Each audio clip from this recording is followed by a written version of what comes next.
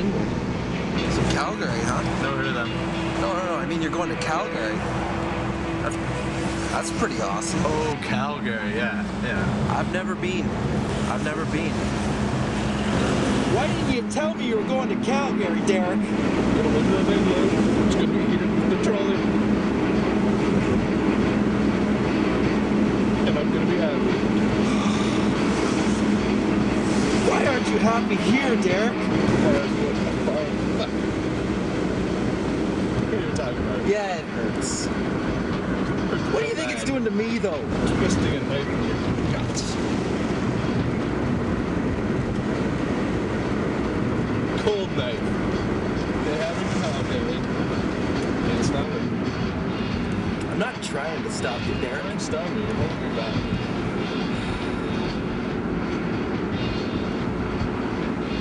Although you are driving. I feel like I'm contributing to the problem. You're just running away, Darik. Yeah, you'll succeed out there, and I'll be still here, doing nothing. I got nothing. That's what I got. You don't. You don't. What do you want me to say? Say you reconsider. Say you'll stay. We'll have a big party. We won't invite JP. Okay? JP's not the problem. The parties are. Think I like what alcohol and drugs do to me? Yeah, Do you think well. I like the person I become? JP's an enabler. I'm just saying I think he's the problem. He's an enabler. You're the one who's offering the party. You're enabling right now. Do you know what enabling means? It's what you're doing. Oh, Darik. JP is a jerk. He's a jerk. Remember that one time I brought that girl over that I was just crazy about? Tammy Lynn. Tammy Two Shoes. Well, JP liked her too, so he told her and Rhonda that he'd give them a beer if they danced for him. So they did, and it was embarrassing. When the dance was over, he gave them a single beer to share. Then he made them dance with that scumbag Tommy Horseshears. Well, you know, dancing with Horseshears, well, fine, whatever. But while they were dancing, he made me dress up in a stupid cowboy hat and take pictures. Oh, and I almost forgot. He paid them a couple grams of coke to double Ernie's starch. I think Tammy Lynn, the dirty liked it. Horseshears and that whole Scott were watching. Of course, there's me in the corner in my stupid cowboy hat, forced to take pictures of the mess. Embarrassing. Afterwards, while I was in the barfing, JP and the toilet papered my car. Man, you were there too.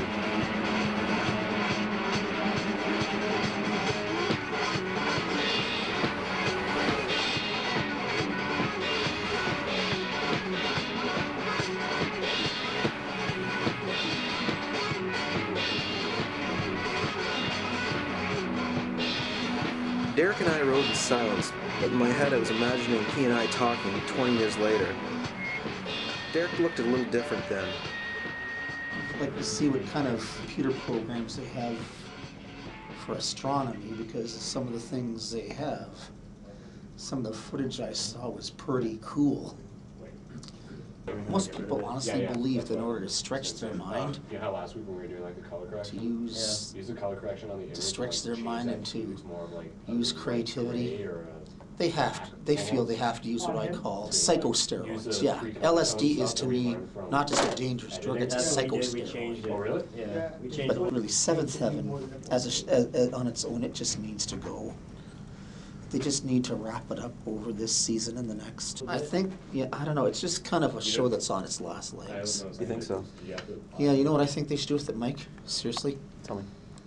They should just use this season and the next to kind of wind it down in preparation. You know how they take a recent trends kind of started with more shows having a post-cancellation spinoff. With Cheers, Cheers ran for a lot of years, and then right in the heels of that, the next season they had Fraser. Even though it wasn't a success, Joey was another example. What was that chap's name? Joey. What's his real name? Matt LeBlanc. Matt LeBlanc. I think it failed because it was very much an ensemble show, and without the other five there, it was only 1/6 as good. You had to have all 6 of the friends there to make it a friendly show. In fact, the first one that I can recall where they had a successful show plus a successful post-cancellation spin-off, Mary Tyler Moore.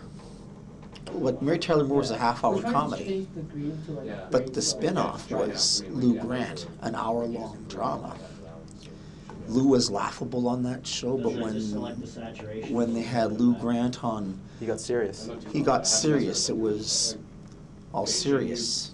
I even remember one of the episodes where one of the camera guys that worked for Lou Grant's paper, Change it to red, just like me. that he was a burned-out Vietnam War vet. How the World War II veterans were griping about how easy they thought the Vietnam vets had it, but it wasn't quite that easy.